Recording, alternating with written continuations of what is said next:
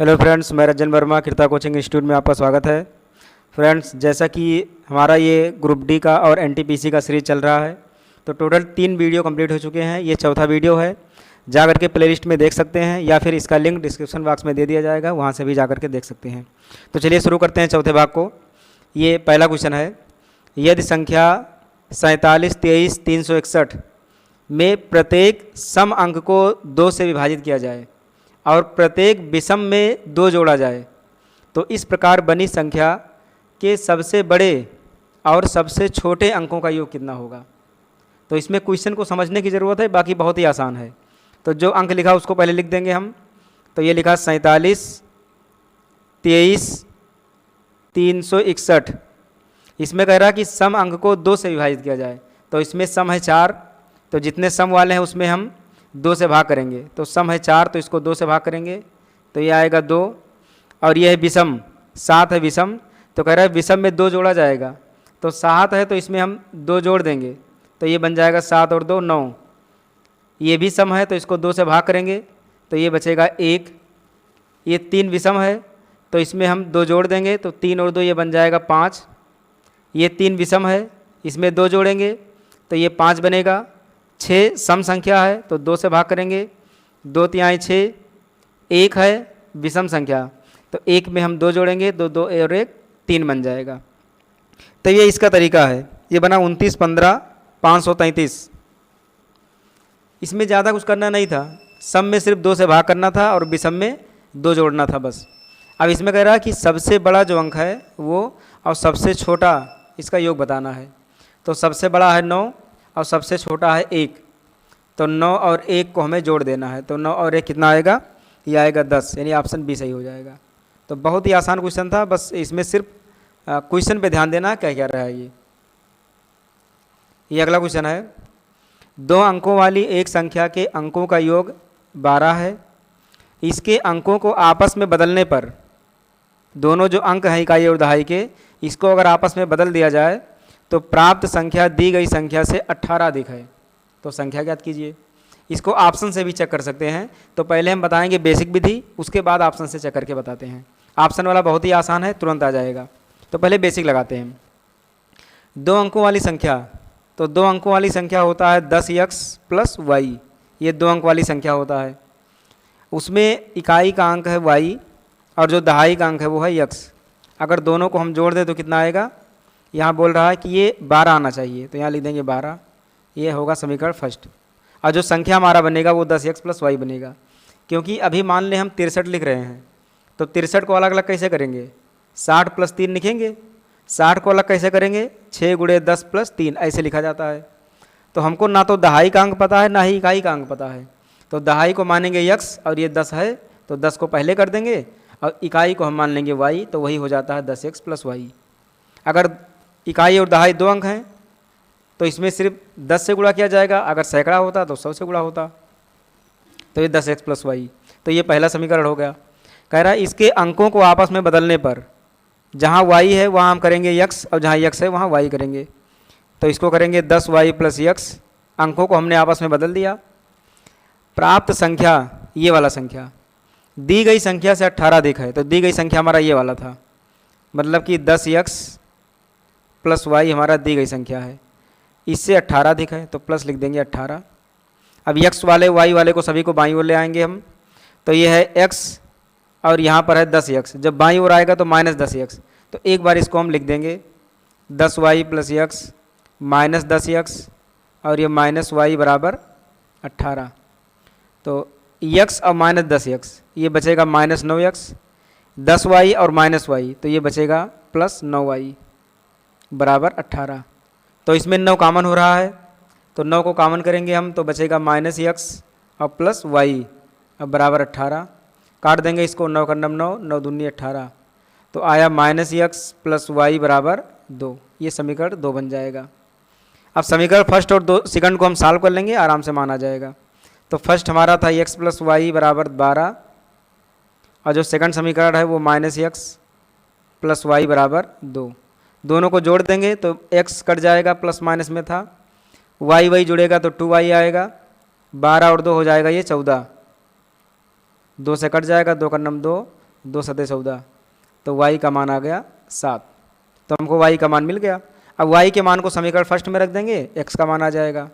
तो x plus Y की जगह 7 बराबर 12, तो x बराबर हो गया 12 में से जाकर 7 घटेगा तो ये बनेगा 5, 7 5 12। तो ये हमारा संख्या था 10x प्लस वाई, मान रख देंगे। x की जगह 5 है तो 10 पचे 50 और प्लस 7 यानी आ गया ये 57, यानी ऑप्शन डी सही हो जाएगा। तो इसका ऑप्शन डी सही हो जाएगा 57। अब हमने बताया था शॉर्टकट विधि, तो अब ट्रिक वाला विधि बताएंगे, शॉर्टकट वाला, जो कि बहुत ही सिंपल है, उसको बहुत आसानी से लगा सकते हैं। यहाँ दिया हुआ है कि 2 अंकों वाली एक संख्या के अंकों का योग 12 है।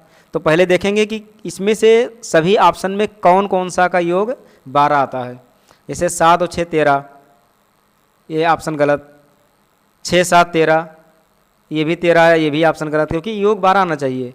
7 2 9, ये भी गलत। 7 5 12, यही आ गया। इसमें एक ही ऑप्शन का अंकों का योग 12 आ ही रहा है, बाकी 3 के 3 गलत हैं। तो इससे क्लियर हो जा रहा है कि डी सही है। अगला क्वेश्चन, 1 से 100 तक की गिनती में अंक 2 दहाई के स्थान पर कितनी बार आता है। अब ये है कि इसमें दहाई पर कितनी बार 2 आएगा, ये बताना है हमको। तो सबसे पहले चेक करेंगे हम 1 से लेकर 10 तक चेक नहीं करेंगे हम, क्योंकि इसमें एक ही अंक है, सिर्फ 10 है, जो कि जिसमें 2 अंक हैं, दहाई वाला अंक। तो 10 में दहाई पर 1 आता है, तो इसको नहीं लिखेंगे हम। शुरू करेंगे 11 से। 11 से लेकर के 20 तक, इसमें दहाई के स्थान पर कितने 2 आते हैं। तो सिर्फ 1 बार आता है, और वो भी कौन सा, यही 2, 20 वाला। 11 12 13 सब में दहाई पर कहीं 2 नहीं आता है। अब 21 से लेकर के कितना तक देखेंगे हम, 21 से लेकर के 30 तक चेक करेंगे। अब इसमें कितने 2 आते हैं। तो 21 में 1 22, 21 22 23 24 25 26 27 28 29, यानी 29 तक टोटल 9 2 आ जाते हैं। 9 बार 2 आता है। अब उसके बाद चेक करेंगे 31 से लेकर के हम कहाँ तक, 40 तक, एक भी 2 नहीं है। 41 से लेकर 50 तक, इसमें भी नहीं है। यानी 100 तक अगर हम देख लेंगे तो 100 तक हमको कोई भी दहाई के स्थान पर 2 नहीं मिलेगा, यानी कि 0, कोई भी नहीं मिलेगा। तो टोटल 2 कितने हैं, तो वो भी दहाई के स्थान पर। 1 + 9 यानी कि 10, ऑप्शन सी सही हो जाएगा। तो बहुत ही नॉर्मल क्वेश्चन था ये भी। तो अगला क्वेश्चन है, 1 से 100 तक की गिनती में अंक 5 कितनी बार आता है। तो पहले 1 से 49 तक देख लेंगे डायरेक्ट हम। 1 से 49 तक कितने 5 आते हैं। तो 5 आया, 15 आया, 25 35 45, टोटल कितने हो गए, ये टोटल हो गए कितने 5, ये टोटल हो गए 5 5 15 25 45 35 45। और उसके बाद 50 से लेकर के 60 तक, इसमें कितने 5 होंगे। तो 50 से लेकर के 60 तक 50 51 52 53 54 55 56 57 58 59, 10 ये हो गए। और 55 में डबल 5 है, तो ये हो गया 11। अब 61 से लेकर के 100 तक, 61 से लेकर के 100 तक 65 75 85 95, टोटल कितने आए इसमें, 4 बार। तो इसमें लिख देंगे हम 4 बार 5 आया। अब इसको काउंट कर लेंगे। तो 11 और 5 16, 16 और 4 20, टोटल 20 5 आएंगे, यानी कि ऑप्शन सी सही हो जाएगा। ये अगला क्वेश्चन है, 3 5 0 6 अंकों का प्रयोग करते हुए बनने वाली 4 अंकों की सबसे छोटी संख्या कौन सी है। तो बहुत ही आसान क्वेश्चन है ये। 3 5 0 और 6, सबसे छोटी संख्या। अगर छोटी बनाना होगा तो 0 इसे पहले लिखा जाता है। तो 0 3 5 और 6, लेकिन 0 को अगर हम पहले लिख देंगे तो यहाँ बोल रहा है कि ये 4 अंकों की होनी चाहिए। तो 0 पहले लिखेंगे तो 4 नहीं, ये 3 ही अंक हो गया। तो इसलिए हम 0 को बीच में कर देते हैं, यानी पहले वाले के बाद में कर देते हैं। तो इसको लिख दिया जाता है 3 0 5 6। तो इस तरह से बनेगा 3056, ऑप्शन ये सही हो जाएगा। अगर छोटी संख्या है तो 0 को बीच में शिफ्ट कर देंगे। अगर बड़ी संख्या पूछा है तब वैसे रहेगा, सबसे पहले सबसे बड़ा, फिर उससे छोटा, फिर उससे छोटा, फिर सबसे छोटा, इस तरह से। इसमें 0 को पहले नहीं लिखेंगे हम, लास्ट में ही लिखेंगे। ये अगला क्वेश्चन है, यदि संख्या 2893 हैश फिर डॉलर, ये चिन्ह बना हुआ, दो चिन्ह हैं, कह रहा कि 8 और 5 से पूर्णतः विभाज्य हैं, तो इन दोनों चिन्हों के स्थान पर क्या आएगा? पहले हैश का है फिर डॉलर का है। तो 5 से कटने का नियम होता है कि लास्ट में या तो 5 हो या फिर 0 हो, दोनों में से अगर कोई रहेगा तभी कटेगा। कोई भी संख्या हो, अगर लास्ट में या तो 5 हो या 0 हो तभी वो संख्या 5 से कटेगा। तो डॉलर बाद में है तो इसका मतलब लास्ट में 0 होना चाहिए, 5 तो कहीं है नहीं, तो या तो ऑप्शन सी होगा या फिर ऑप्शन डी होगा, क्योंकि इन्हीं दो में लास्ट में 0 दिया हुआ है। तो हमको 8 के कटने का नियम पता है, 8 से विभाज्यता का नियम होता है कि लास्ट का 3 डिजिट, जैसे लिखा हुआ है 2893, ये डॉलर है, ये हैश बना हुआ है, फिर ये डॉलर बना हुआ है। तो 8 के कटने का नियम है कि लास्ट का 3 डिजिट 8 से कट जाए, तो जितने भी संख्या है वो सब के सब 8 से कटेगा। तो 3 हैश को ऐसे लिखा रहने देंगे, और डॉलर की जगह हमको मिल गया है कि यहाँ 0 होना चाहिए। अब यहाँ पर क्या रख दें हम कि ये 8 से कट जाए? तो ऑप्शन में ये 0 है और 2 है, तो दोनों रख के चेक कर लेते हैं, 0 भी चेक कर लेते हैं और 2 भी चेक करते हैं। अगर 0 रखेंगे तो बनेगा 300। अब इसको 8 से भाग करते हैं, 8 त्रिक 24, 6 बचा, 8 से नहीं कटेगा ये। अब की बार कितना रख दें हम? अब की बार रखेंगे 2 और बटे 8, तो ये 8 चौक 32 कट गया, यानी ऑप्शन डी सही हो जाएगा। हैश की जगह 2 होगा और डॉलर की जगह 0 होगा, आसानी से कट जाएगा ये। अगला क्वेश्चन है, यदि 4 अंकों की सबसे बड़ी संख्या को 6 अंकों की सबसे छोटी संख्या से घटाया जाता है तो शेषफल कितना होगा? ये भी बहुत ही नॉर्मल क्वेश्चन है। 4 अंकों की सबसे बड़ी संख्या 9, 9, 9 और 9, ये 4 अंक की सबसे बड़ा संख्या हो गया। इसको कह रहा है कि 6 अंकों की सबसे छोटी संख्या से घटाया जाता है, तो सबसे छोटी संख्या में 100 करके लिखा जाता है। तो 1, 2, 3, 4, 5 और 6, ये 6 अंक का सबसे छोटी संख्या हो गया, और ये 4 अंक की सबसे बड़ी संख्या। घटा देंगे अब, तो 10 में से 9 गया 1, ये बचा 9, तो 9 में से 9 गया 0, ये भी 0, ये भी 0 और ये हो गया 9। ऑप्शन सही हो जाएगा डी। बहुत ही आसान क्वेश्चन। अगला क्वेश्चन, सबसे बड़ी तथा सबसे छोटी 2 अंकों की अभाज्य संख्याओं के अंतर की गणना कीजिए। कह रहा कि सबसे बड़ी और सबसे छोटी 2 अंक की अभाज्य संख्या, तो 2 अंक की जो सबसे बड़ी अभाज्य संख्या होता है वो कौन सा होता है? तो 2 अंक की सबसे बड़ी अभाज्य संख्या होता है 97, क्योंकि लास्ट जो 2 अंक की संख्या है बड़ी वो 99 है, इससे छोटा 98 जो कि 2 से कटेगा, उससे छोटा 97, ये किसी से नहीं कटेगा, ये अभाज्य संख्या है। और 2 अंक की सबसे छोटी संख्या वो होता है 11, अभाज्य संख्या। घटा देंगे, 7 में से गया 6, 9 में से गया 8, 86। ऑप्शन डी सही हो जाएगा। ये अगला क्वेश्चन है, निम्नलिखित समीकरण के आधार पर अंकों ए और बी का मान ज्ञात कीजिए।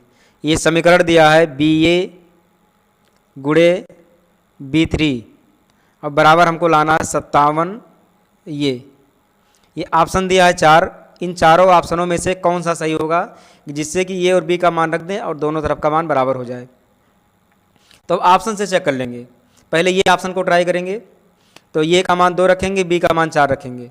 यहाँ बी की जगह पर 4 और ये की जगह 2 गुणे बी की जगह पर 4 और 3 लिखा हुआ है बराबर 57 और ये की जगह पर 2। तो गुणा करेंगे तो 3 दूनी 6, लास्ट का 6 आता है लेकिन यहाँ लास्ट में 2 है, तो ऑप्शन ये हो गया गलत। ऑप्शन बी चेक करेंगे, तो बी की जगह 5 है तो यहाँ 5 लिखेंगे, ये की जगह 3 53 बन गया, बी की जगह 5 फिर ये 3 पहले से है 57 और ये की जगह पर है 3। तो लास्ट डिजिट गुणा करके देख लें, 3 त्रिक का 9, 9 आना चाहिए, यहाँ पर लास्ट में 3 है, ये भी ऑप्शन गलत। अब सी चेक करेंगे, ये की जगह पर 5 और बी की जगह पर 2, तो यहाँ 2 लिखेंगे और ये की जगह पर 5, 25 गुणे बी की जगह पर 2 और ये की जगह और बाकी यहाँ पर 3 लिखा हुआ है बराबर 57 और ये की जगह पर कितना है 5 है। तो लास्ट डिजिट गुणा कर लें, 5 थे 15, यहाँ लास्ट में 5 है, तो लास्ट में 5 आ रहा है, मतलब पूरा हम गुणा करके एक बार चेक कर लें कि सही है या गलत है। चेक कर लेंगे, 25 गुणे 23, तो 3 पचे 15, 3 दूनी 6 1 7, 2 पंचे 10, 2 दूनी 4 1 5, जोड़ेंगे इसको तो 5 7 5 575, ये 575 आ रहा है, यानी ऑप्शन सी सही हो जाएगा। ऑप्शन सी से ए का मान 5 और बी का मान 2 रखने पर ये सेटिस्फाई कर रहा है। अगला क्वेश्चन है 11 और 20 दोनों शामिल के बीच की सभी अभाज्य संख्याओं के योगफल 30 और 50 दोनों शामिल के बीच की सभी संख्याओं के योगफल का धनात्मक अंतर ज्ञात कीजिए। मतलब 11 और 20 के बीच में जितने भी अभाज्य संख्याएं हैं जिसमें 11 और 20 दोनों शामिल हैं, तो अभाज्य संख्या कौन कौन है 11 और 20 के बीच में? पहला नंबर तो 11 हो गया, फिर 13 हो गया, फिर 17 हो गया और फिर 19 हो गया। 11, 13, 17, 19 ये हो गया अभाज्य संख्या। इसको हम जोड़ देंगे, इन सभी को जोड़ना है। तो 11 + 13 + 17 + 19, क्योंकि यहाँ पर बोला है सबका योगफल जोड़ेंगे हम। तो 1 3 4, 4 7 11, 11 और 9 20, 2 आया, 2 1 3, 1 4, 1 5, 1 6, ये 60 आ गया योगफल। अब कह रहा कि 30 से 50 यानी 30 और 50 के बीच में इसका अभाज्य संख्या इसके बीच में कितने आएंगे? तो 31 + 37, 37 को लिखेंगे, फिर आता है 41, 41 के बाद आएगा 43 और फिर 47, इसको ऐड कर देंगे अब।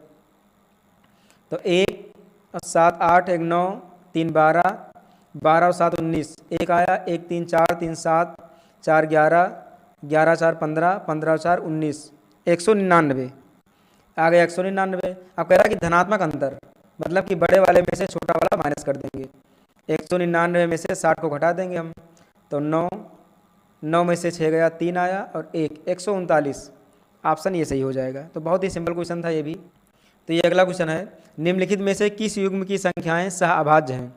सह अभाज्य का मतलब होता है कि दो संख्याएं जो कि अभाज्य हों। एक एक संख्या अलग से अभाज्य होना जरूरी नहीं है, दोनों को मिला करके अभाज्य हो। दोनों को मिला करके अभाज्य का मतलब दोनों का अगर हम मासा निकालें, एचसीएफ निकालें तो वो 1 आए, यानी दोनों मिला करके सिर्फ 1 के अलावा किसी अंक से ना कटे। तो 28 और 81, 28 का अगर हम गुणनखंड करेंगे तो कितना आएगा? 2 दूनी 4, 7 28। 81 का गुणनखंड करेंगे तो 3 त्रिक 9, त्रिक 27, 3 81। इन दोनों में कोई भी मान कॉमन नहीं है। अगर कोई भी मान कॉमन नहीं है तो यही इसका सही हो जाएगा आंसर। सहभाज्य में पहला ही सही हो जाएगा। अगला क्वेश्चन, 5 से बड़ी किंतु 18 से छोटी सभी अभाज्य संख्याओं के योग का 1/3 इनमें से किसके वर्ग के बराबर है? तो 5 से बड़ी और 18 से छोटी अभाज्य संख्या हमको लिखना है।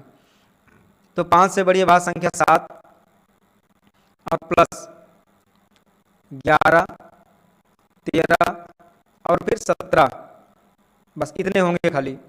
तो 7 1 8, 8 3 11, 11 और 7 18, 1 आया, 1 1 2, 1 3 1 4, 48 आ गया।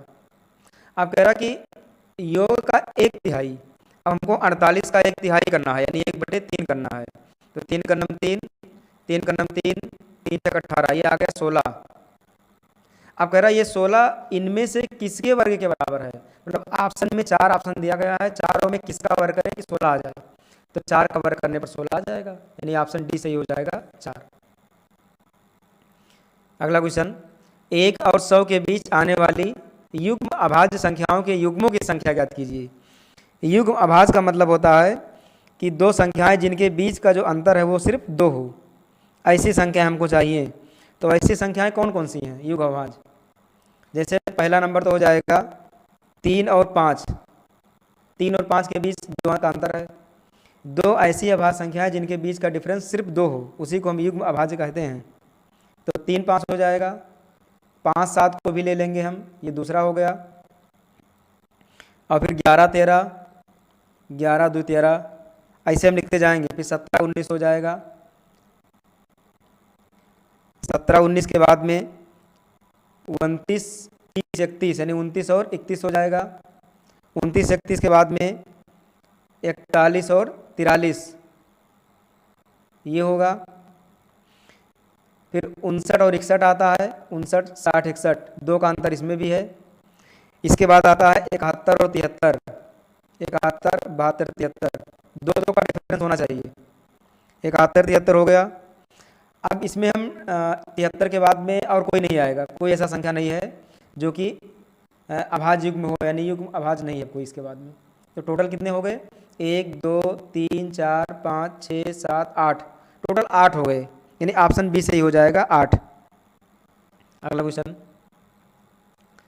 सबसे छोटी अभाज्य संख्या और 0 को छोड़ करके किसी भी पूर्ण संख्या का गुणनफल क्या होगा। तो पहला नंबर देखेंगे कि सबसे छोटी अभाज्य संख्या कौन सी है। तो सबसे छोटी अभाज्य संख्या होता है 2, 2 सबसे छोटी अभाज्य संख्या है। अगर हम इसको किसी भी संख्या से गुणा करेंगे, 0 को छोड़ करके किसी भी संख्या से अगर गुणा करेंगे हम, चाहे 5 से गुणा करें, 7 से गुणा करें या 9 से गुणा करें, किसी से भी गुणा करेंगे तो वो हमेशा सम संख्या ही आएगा। 2 को अगर हम 9 से गुणा करेंगे तो 18 हो गया। अगर 2 को हम 31 से गुणा करेंगे तो 2 का नम 2, 2 3 6 62 हो गया। ये हमेशा सम ही आएगा। क्यों? क्योंकि इसमें जो जिससे हम गुणा कर रहे हैं वो 2 है, यानी सम संख्या है और अभाज्य भी है, छोटी अभाज्य संख्या, तो हमेशा क्या होगा, सम संख्या होगा। ऑप्शन सी सही हो जाएगा। ये सबसे लास्ट क्वेश्चन है इस वीडियो का। यदि प्रत्येक पैकेट में समान संख्या में पेंसिलें मौजूद हैं और 12 पैकेटों में कुल 96 पेंसिलें मौजूद हैं, 12 पैकेट में 96 पेंसिल, तो 304 पेंसिलों की आवश्यकता होने पर कितने पैकेट खरीदने होंगे। कह रहा है कि 12 पैकेटों में 96 पेंसिल, तो एक पैकेट में कितने होंगे टोटल। तो एक पैकेट में होंगे 96/12, तो ये हो जाएगा 12 × 96, यानी एक पैकेट में 8 पेंसिल हो जाएगा। अब कह रहा कि 304 पेंसिल हमको खरीदना है तो कितने पैकेट लेने होंगे। तो 304 पेंसिल को हम एक पैकेट में जितने पेंसिल है उससे भाग दे देंगे, 8 से भाग दे देंगे। 8 × 3 = 24, 6 बचा, 8 × 3 = 64, यानी कि 38 आ गया। टोटल हमको 38 पैकेट लेने होंगे, यानी ऑप्शन बी सही हो जाएगा 38 पैकेट। तो बस आज के लिए इतना ही। इसके बाद जो भी क्वेश्चन होगा वो अगले वीडियो में आ जाएगा। इसको अच्छे से देखें, अच्छे से समझें, नोट्स बनाते चलें। जो भी क्वेश्चन ना समझ में आ रहा हो उसको कमेंट बॉक्स में ज़रूर डालें, उसका हम निस्तारण अगले वीडियो में ज़रूर करेंगे। तो फिर मिलते हैं अगले वीडियो में।